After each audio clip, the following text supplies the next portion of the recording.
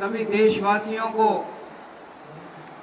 74वें गणतंत्र दिवस की बहुत बहुत शुभकामनाएं, बहुत बहुत बधाई आप सब लोगों को। आज हम एक तरफ 74वां गणतंत्र दिवस मना रहे हैं और दूसरी तरफ आजादी के 75 साल मना रहे हैं, 75 साल का अमृत महोत्सव मना रहे हैं। हमारे देश के स्वतंत्रता सेनानियों ने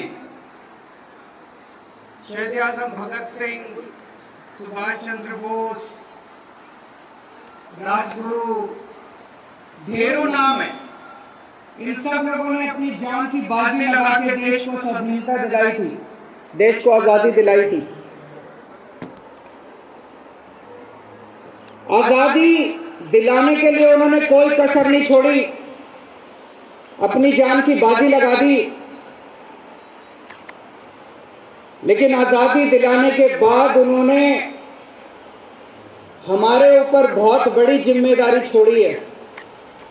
इस आजादी को और जनतंत्र को, गणतंत्र को कायम रखने की, संभाल के रखने की और इसको और सुदृढ़ करने की जिम्मेदारी आजादी के बाद की पीढ़ियों के ऊपर छोड़ के वो सब लोग चले गए। आज जब हम लोग 75 साल मना रहे हैं आजादी के और आज गणतंत्र दिवस के 74वां गणतंत्र दिवस मना रहे हैं, उसमें दो बातें बड़ी महत्वपूर्ण हो जाती हैं।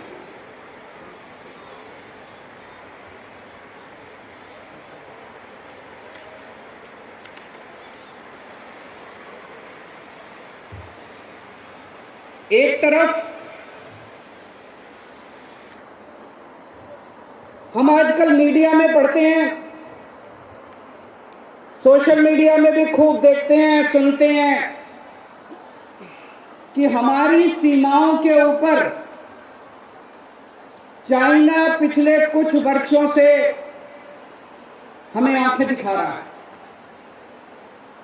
आज ही देश के एक बहुत नामी गिरामी अखबार में छपा है कि चाइना ने हमारे देश की कुछ धरती, कुछ जमीन के ऊपर कब्जा कर लिया। यह हम सब लोगों के लिए चिंता का विषय है, सभी भारतवासियों के लिए चिंता का विषय। उन लोगों से, चाइना के सैनिकों से हमारे सैनिक,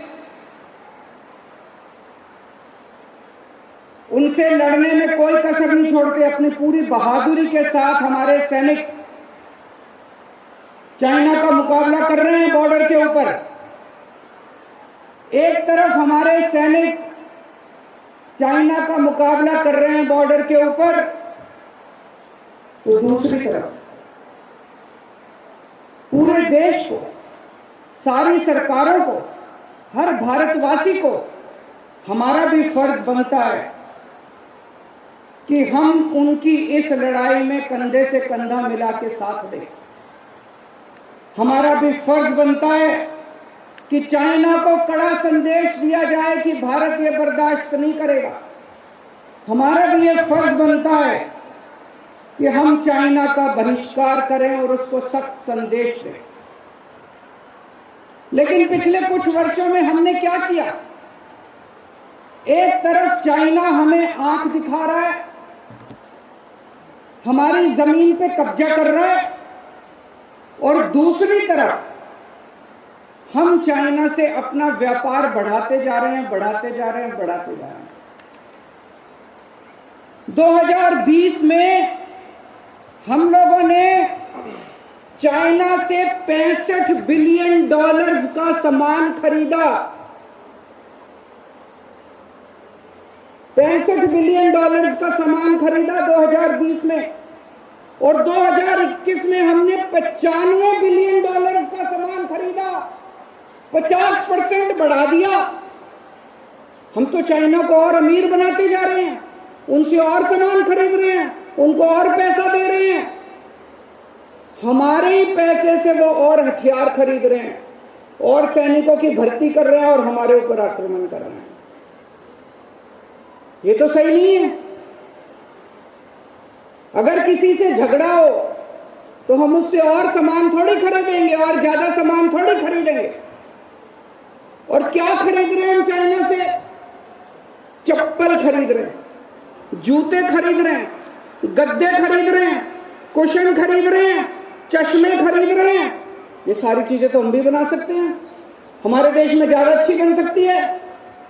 जितनी चप्पल हम, जूते, जितने गद्दे उनसे खरीदते हैं, कुशन खरीदते हैं, चश्मे खरीदते हैं, खिलौने खरीदते हैं, मूर्तियां खरीदते हैं, आप ये मान के चलो कि उतना ये सामान हमारे भारत में कम बनता है। अगर अपने भारत के अंदर हम ये सारा सामान क्यों नहीं बना सकते? बिल्कुल बना सकते हैं।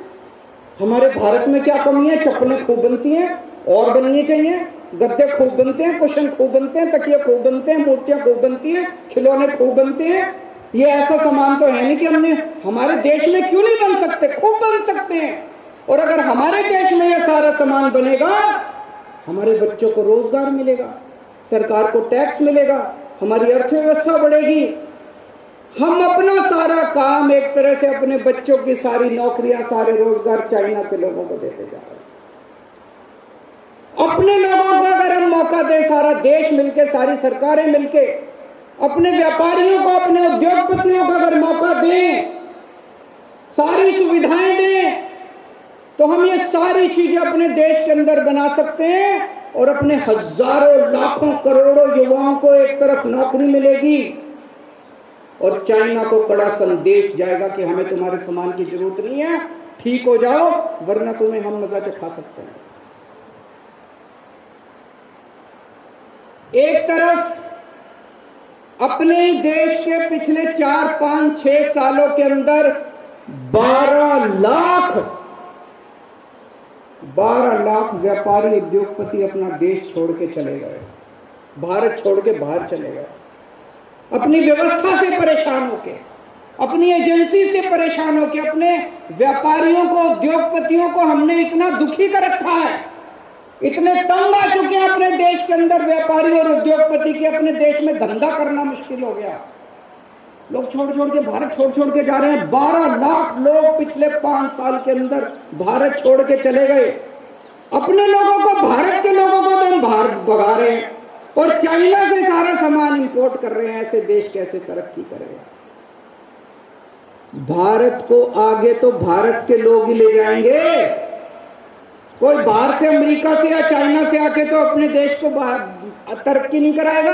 अपने देश के लोग अपने देश की तरक्की करेंगे। अपने देश के लोगों को बाहर भेजने के लिए मजबूर करने की बजाय ये समय है जब पूरी दुनिया में जितने भारत के लोग हैं, अपने देश के अंदर ऐसी व्यवस्था करें कि सारी दुनिया के भारत के लोग इंडिया आके और इंडिया की तरक्की करने लगे। दूसरी चीज, जैसे मैंने कहा कि आज गणतंत्र दिवस के अवसर पे 2 चीजों पे गौर करने की जरूरत है। हमारे स्वतंत्रता सेनानियों ने जान की बाजी लगा के एक तरफ देश को आजाद कराया, अंग्रेजों को, विदेशियों को खदेड़ के बाहर भेज दिया, और दूसरी तरफ जनतंत्र की स्थापना की हमारी सरकार, हम भारत के लोग, हमने संविधान बनाया है। ये देश हमारा है, ये देश भारत के लोगों का है। जनतंत्र की स्थापना की 26 जनवरी 1950 को, लेकिन पिछले कुछ वर्षों के अंदर हम देख रहे हैं इसके ऊपर भी थोड़ी थोड़ी आंच आने लगी है। जनता सुप्रीम है, 130 करोड़ भारत के लोग सुप्रीम है, इनके ऊपर कोई नहीं है। जनता की चुनी हुई सरकारें सुप्रीम है। जनता वोट डालती है, वोट डाल के अपनी सरकार चुनती है, वो सरकारें सुप्रीम है। जो जनता कहेगी वही वो सरकार करेगी। जनता के ऊपर कोई नहीं है, जनता की चुनी हुई सरकारों के ऊपर कोई नहीं है। सरकारों ने अपनी अपनी यूनिवर्सिटीज के वाइस चांसलर बनाए, और वहां के राज्यपालों ने वाइस चांसलर को बर्खास्त कर दिया, डिसमिस कर दिया, कैंसिल कर दिया, रिजेक्ट कर दिया। ये क्या बात है? इसके लिए तो हमने अपने देश की आजादी नहीं ली थी, इसके लिए तो अपने सेनानियों ने कुर्बानी नहीं करी थी। और कई राज्य ऐसे हैं जहां पे दिन ब दिन डे टू डे बेसिस पे चुनी हुई सरकारों को तंग किया जाता है। तो आज 74वें गणतंत्र दिवस के अवसर पे पूरे देश को ये सोचने की जरूरत है कि कहीं ऐसा तो नहीं कि हमारे जनतंत्र के ऊपर भी एक डार्क काला साया पड़ता जा रहा है। उसको कैसे निपटा जाए, पूरे देश को इसके बारे में सोचने की जरूरत है।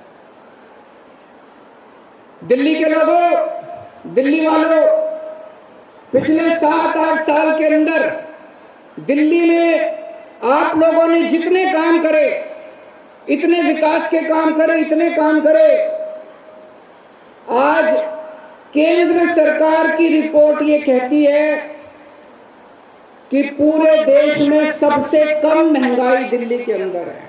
महंगाई तो है, पूरे देश में है, चीजें महंगी होती जा रही हैं, पूरे देश में महंगी होती जा रही है, लेकिन पूरे देश में सबसे कम महंगाई दिल्ली के अंदर है। दिल्ली में महंगाई की दर है 3%।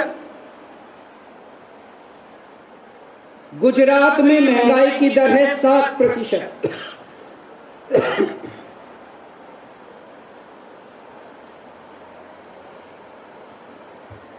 हरियाणा में महंगाई की दर है 7.8%, 2.5 गुना दिल्ली से ज्यादा महंगाई है हरियाणा में।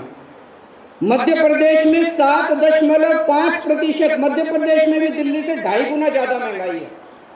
अगर कोई चीज दिल्ली में 100 रुपए की बिकती है तो हरियाणा में और मध्य प्रदेश में 250 रुपए की बिकती है। उत्तर प्रदेश में 6.8%। पूरे देश में आज पूरे देश में सबसे सस्ती चीजें दिल्ली में, सबसे कम महंगाई दिल्ली। क्यों?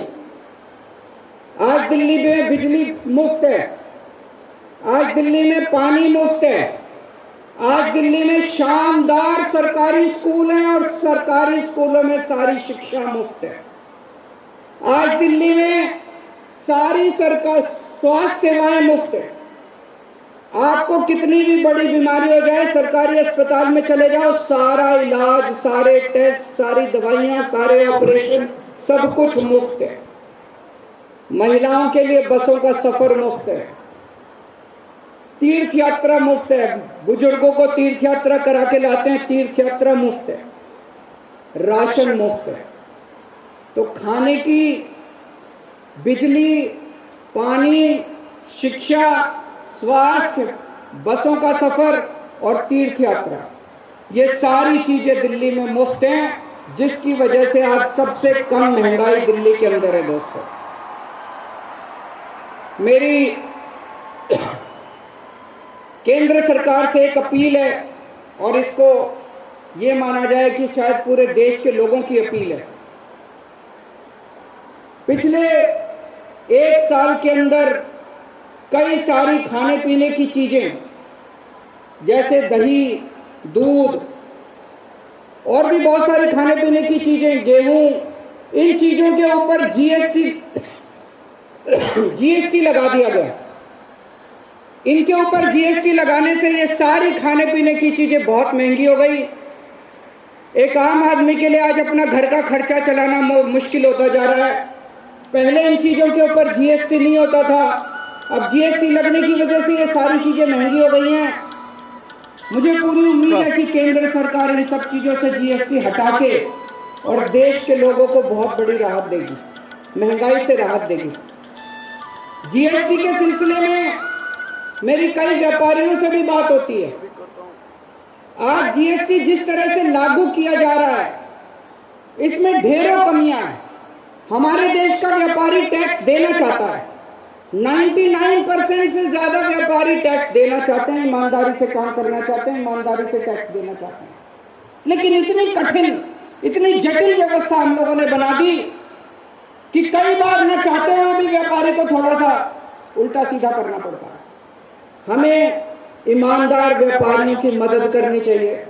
पूरे जीएसटी के सिस्टम को सिंप्लीफाई करने की जरूरत है, सिंपल बनाने की जरूरत है, ताकि व्यापारी आसानी से जीएसटी दे सकें और जीएसटी प्रणाली को लागू कर सकें। अभी 3-4 दिन पहले मैं तेलंगाना गया था। तेलंगाना के मुख्यमंत्री ने बुलाया था। वहां पे 4 मुख्यमंत्री आए थे। तेलंगाना सरकार ने एक बहुत शानदार कार्यक्रम शुरू किया है। तेलंगाना में 4 करोड़ की जनसंख्या है। उन्होंने 4 करोड़ लोगों की आंखों का टेस्ट करवा रहे हैं। वो सारे, हर आदमी, बच्चा, बूढ़ा, आदमी, औरत, जवान, गरीब, अमीर, सबकी आंखों का फ्री में टेस्ट करा रहे हैं। बहुत अच्छी बात है। जिन जिन की आंखों में कुछ गड़बड़ निकलेगी और लगेगा चश्मे की जरूरत है, सरकार उनको फ्री में चश्मा देगी। बहुत अच्छी बात है। और अगर जरूरत पड़ेगी, जिन जिन लोगों को जरूरत पड़ेगी, उनको सरकार फ्री में उनका ऑपरेशन करवाएगी। तो एक तरह से पूरे तेलंगाना में 4 करोड़ लोगों की आंखों का ख्याल सरकार फ्री में रखने जा रही है। मुझे बहुत अच्छा लगा देख के, और मैंने वही ऐलान किया, मैं दिल्ली में भी इसको लागू करूंगा। दिल्ली के अपने 2-2.5 करोड़ लोगों की सबकी आंखों का फ्री में हम टेस्टिंग कराएंगे, फ्री में चश्मे देंगे, फ्री में उनका ऑपरेशन कराएंगे। मुझे लगता है हमें सब लोगों को एक दूसरे से सीखने की जरूरत है। आज तेलंगाना ने ये काम करा, हम सीख के आए, हम दिल्ली में करेंगे। पंजाब के मुख्यमंत्री भगवंत मान साहब ने भी वहीं पे ऐलान करा कि पंजाब में भी करेंगे। दिल्ली में हमने मोहल्ला क्लिनिक बनाए। तेलंगाना के मुख्यमंत्री साहब यहाँ पे मोहल्ला क्लिनिक देखने आए, उन्होंने वहां जाके उसको चालू किया। दिल्ली में हमने स्कूल अच्छे कर दिए। तमिलनाडु के मुख्यमंत्री स्टैलिन साहब दिल्ली आए, उन्होंने दिल्ली के सरकारी स्कूल देखे, उनको बड़ा अच्छा लगा, उन्होंने जाके अपने सरकारी स्कूल अच्छे करने चालू कर दिए। मेरे को याद है बचपन से 10वीं क्लास से सुनते थे। 10वीं क्लास से जब बच्चे होते थे तब से सुना करते थे, केरला में स्कूल बड़े अच्छे हैं, केरला में हेल्थ सिस्टम बड़ा अच्छा है। मेरे को ये नहीं समझ आया यार, इतने सालों से केरला में हेल्थ और स्कूल अच्छा है, तो उनसे सीख के बाकी देश में हम लोगों ने क्यों नहीं कर लिया अभी तक? हम एक दूसरे से क्यों नहीं सीखते? मैं जैसे जैसे जितना जितना देश में घूम रहा हूं, मेरे को लग रहा है ऐसी कोई समस्या नहीं है जिसका समाधान हमारे देश के किसी ना किसी राज्य ने, किसी ना किसी गांव ने ना निकाल रखा हो। हर समस्या का समाधान निकाल रखा हम लोगों ने। किसी समस्या का समाधान तमिलनाडु ने निकाल रखा है, किसी का मध्य प्रदेश ने निकाल रखा है, किसी का वेस्ट बंगाल ने निकाल रखा है, किसी का असम ने निकाल रखा है, लेकिन हम आपस में सीख ही नहीं रहे। आपस में सीखेंगे, सारे देश की सारी समस्याओं का समाधान निकल सकता है, पर हम आपस में सीख नहीं रहे, हम आपस में लड़ रहे हैं। इतना लड़ते हैं हम आपस में, इतना लड़ते हैं, क्या जरूरत है लड़ने की? अभी आजकल मैं देख रहा हूं जुडिशरी से लड़ रहे हैं। बताओ, जुडिशरी से लड़ने की, जजों से लड़ने की क्या जरूरत है? ये अच्छा संदेश नहीं जाता पूरे देश के लिए। सारी राज्य सरकारों से लड़ रहे हैं, किसी को काम नहीं करने देते, सारी राज्य सरकारों से लड़ रहे हैं, किसानों से लड़ रहे हैं, स्टूडेंट से लड़ रहे हैं, व्यापारियों से लड़ रहे हैं, उद्योगपतियों से लड़ रहे हैं। मुझे लगता है अगर हम ये लड़ाई झगड़ा छोड़ के प्यार और मोहब्बत के साथ सारे एक दूसरे से सीखें और पूरा देश, 130 करोड़ लोगों का देश एक होकर काम करे, तो हमारे देश को दुनिया का नंबर 1 देश बनाने से कोई माई का लाल नहीं रोक सकता। पिछले 7 सालों में आप लोगों ने, दिल्ली के 2.5 करोड़ लोगों ने कमाल करके दिखाया है, और मैं अब आप लोगों को कई सारी खुशखबरियां देना चाहता हूं।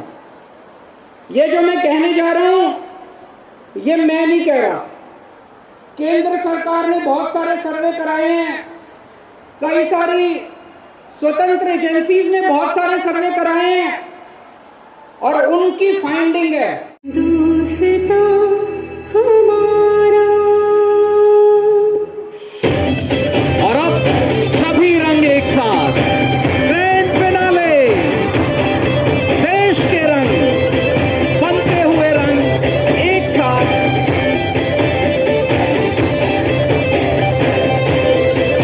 सभी रंगों से बनता भारत का रंग। हम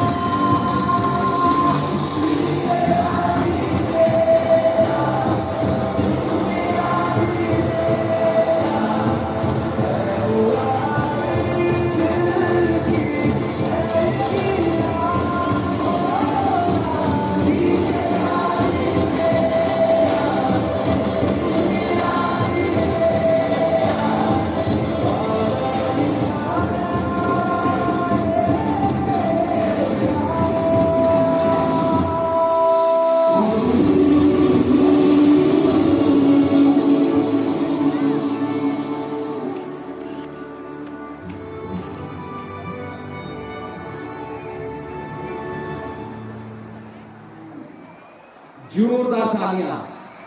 सभी रंगों से सजा ये रंग, और तभी तो कि तुमसे ही ऊंचा है जग में सदा हिंद का भार।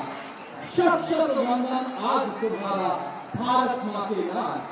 संयम, साहस और धैर्य की तुम सच्ची परिभाषा। भारत के गौरव से बढ़कर कोई न निज अभिलाषा, कोई न निज अभिलाषा, कोई न निज अभिलाषा। देशभक्तों के बलिदानों से आजाद हुए हैं हम। देशभक्तों के बलिदानों से आजाद हुए हैं हम।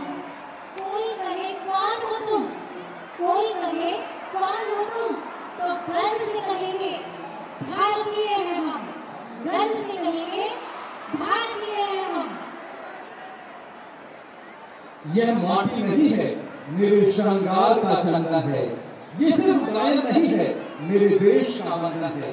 सर झुकाना क्या है, सर कटाकर चढ़ा दूं, तो कहकर तू देख भारत माँ, तुझ पर सारी खुशियां लुटा दूं। और अब बैलून रिलीज, जोरदार तालियों से आप अभिनंदन करें हमारे आदरणीय मुख्यमंत्री महोदय, उप मुख्यमंत्री महोदय और अन्य गणमान्य अतिथिगण का। और ये देखिए आकाश में उछले ये तिरंगे से सजे हुए गुब्बारे उस देश की ऊंचाई को दिखाते हुए, इस तरक्की को जो हम सबकी आशाओं की है। हम सब चाहते हैं देश का तिरंगा इसी प्रकार सदा सर्वदा गगन में लहराता रहे, ये तिरंगा ऊंचा कहलाता रहे। ये तिरंगा